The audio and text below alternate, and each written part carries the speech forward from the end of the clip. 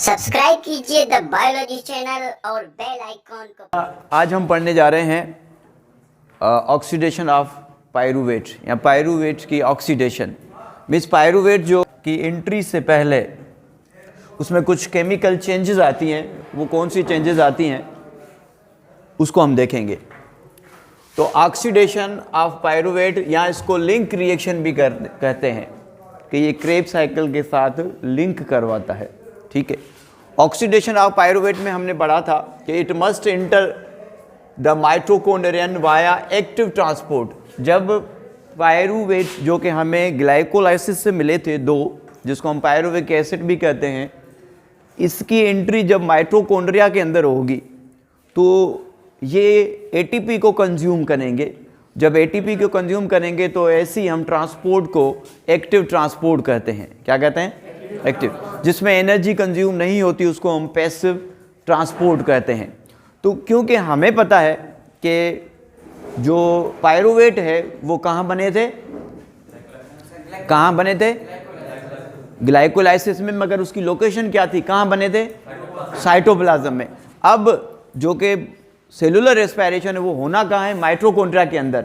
और जो Krebs cycle है वो माइटोकॉन्ड्रिया के किस पोर्शन में होगी? मैट्रिक्स में। तो यकीनन इस पायरूवेट को जाना है किस तरफ? मैट्रिक्स की तरफ। जब मैट्रिक्स की तरफ अंदर एंट्री होगी तो यहाँ पे एटीपी कंज्यूम होंगे। ठीक है, वो कैसे होंगे वो हम देखते हैं, मगर उससे पहले अगर हम देखें तो एक्टिव ट्रांसपोर्ट के थ्रू होता है with the help of transport protein. ये जो ये मैंने एक बनाया है इस तरफ, ये वाला जो हिस्सा है ये आउटर मेम्ब्रेन है माइटोकॉन्ड्रिया की, और ये वाला हिस्सा माइटोकॉन्ड्रिया है और ये वाला हिस्सा साइटोप्लाज्म है। और यहाँ पे जो है ट्रांसपोर्ट प्रोटीन होती है। इस ट्रांसपोर्ट प्रोटीन के थ्रू ये पायरूवेट इंटर होंगे किसके अंदर? मैट्रिक्स के अंदर। किसके अंदर? मैट्रिक्स के अंदर। ठीक है, यहाँ तक बात समझ में आ रही है? तो जो जिस रास्ते से जाएंगे ये पायरूवेट के अंदर कितने कार्बन है? 3 कार्बन है। कितने? 3 कार्बन है। ये जाएंगे, इसकी एंट्री होगी मैट्रिक्स के अंदर। जब मैट्रिक्स के अंदर और क्रेब साइकिल में जाने से पहले इसमें कुछ केमिकल चेंजेस होंगी, उसके बारे में हम बात करेंगे। और ये जो केमिकल चेंजेस है 3 स्टेप्स में होंगी। कितने स्टेप्स में? 3 स्टेप्स। पहला डीकार्बोक्सिलेशन होगी, मींस कार्बन डाइऑक्साइड रिमूव होगा।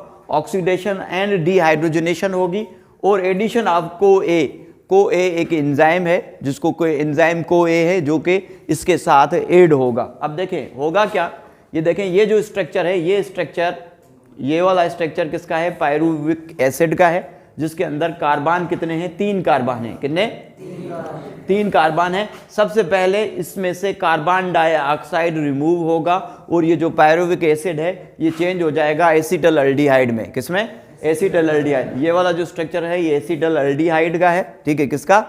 एसिटल अल्डिहाइड का है। यहाँ से इस पोर्शन में से कार्बन डाइऑक्साइड रिलीज हुआ, पायरूविक एसिड में से एसिटल अल्डिहाइड बन गया। उसके बाद ऑक्सीडेशन होगी और डिहाइड्रोजनेशन होगी।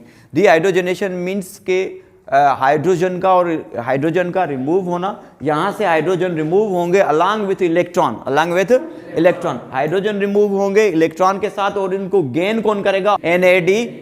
NAD प्लस की ये गेन करेंगे। किसको? हाइड्रोजन को और इलेक्ट्रॉन को। और ये जो NAD है, NAD प्लस, ये चेंज हो जाएगा किसमें? NADH2 में। ये जो हाइड्रोजन है ये कहाँ से आया? इस एसिटल अल्डिहाइड में से। ठीक है, सेकंड स्टेप ये हो गया सेकंड स्टेप, ये हो गया फर्स्ट स्टेप। थर्ड स्टेप में क्या होगा कि ये जो 2 कार्बन वाला, 1 कार्बन 2 कार्बन वाला ये जो फ्रेगमेंट है इसको हम क्या कह रहे हैं? Acetyl group. क्या कह रहे हैं? Acetyl group. इस एसिटल ग्रुप के साथ एडिशन होगी किस? इस एंजाइम की। इस एंजाइम को हम क्या कह रहे हैं? Coenzyme A. इसके साथ ऐड होगा किसके साथ? एसिटल ग्रुप के साथ, और ये बन जाएगा क्या? एसिटल को ए लिंक बनाएगा किसके साथ? क्रेब साइकिल के साथ। अब देखें यहाँ पे भी जरा समझें कि इस तरफ ये 3 कार्बन वाला पायरूवेट है जो कि ग्लाइकोलाइसिस के नतीजे में, किसमें? ग्लाइकोलाइसिस के नतीजे में हमें 2 पायरूवेट मिले थे। कितने? 2 पायरूवेट मिले थे जो कि बने थे किसमें? साइटोप्लाज्म में। कहाँ पे बने थे? साइटोप्लाज्म में। अब इनकी एंट्री हो रही है इस तरफ माइटोकॉन्ड्रिया, और किस रास्ते ट्रांसपोर्ट प्रोटीन मौजूद है। यहाँ पे ट्रांसपोर्ट प्रोटीन के रास्ते यहाँ पे ये एंटर होंगे। जब ये एंटर होंगे तो यहाँ पे क्योंकि ये एक्टिव ट्रांसपोर्ट है तो यहाँ पे एटीपी कंज्यूम करेगा। ये क्या कर कंज्यूम करेगा? एटीपी। 2 पायरुवेट है तो 2 एटीपी यहाँ पे कंज्यूम होंगे और ये एटीपी चेंज हो जाएंगे एडीपी में और इस पायरुवेट की एंट्री होगी किसके अंदर? मैट्रिक्स के अंदर। अब 3 स्टेप्स में ये बनेगा एसिटल को ए। क्या बनेगा? एसिटल को ए।